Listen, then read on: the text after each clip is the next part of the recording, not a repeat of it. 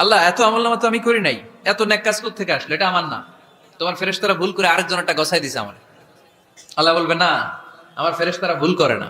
সুবহানাল্লাহ পড়েন। ফেরেশতারা কখনো ভুল করতে পারে না, এটা তোমারই আমল নামা, আমার আমল নামা, আমি তো এত সওয়াব করি নাই।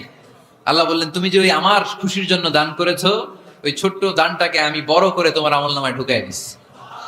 আরো আস্তে কোন সুবহানাল্লাহ। হাদিসে এসেছে কামা ইউরাব্বি আহাদুকুম ফুলুয়া, তোমরা যেমনি ছাগল পালো, বাছুর পালো, আল্লাহ তাআলা তোমাদের দানটাকে এরকম পেলে পুষে বড় করে। আপনারা কিশোরগঞ্জে গরু পালন কারা দেখি তো, এই যে গাভী যখন বাচ্চা দেয়, বাছুর হয়, খুশি লাগে না আপনাদের?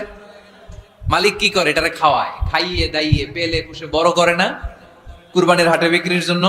আল্লাহ বললে তুমি যে ওই ছোট্ট দান করেছো, তোমার এই ছোট্ট দানটা আমিও এটারে খাইয়ে দাইয়ে পেলে পুষে বড় করে উহুদ পাহাড়ের সমান করে তোমার আমল নামায় ঢুকিয়ে দিয়েছি। এজন্য আল্লাহ বললেন আল্লাযীনা ইউনফিকুনা ফিস সাররাই ওয়াদ দাররা, মুত্তাকিদের প্রথম গুণ সচ্ছল আর অসচ্ছল উভয় অবস্থায় আল্লাহর জন্য তারা দান করে। সুবহানাল্লাহ পড়েন। তাহলে মুত্তাকিদের প্রথম গুণ, তারা কি করে?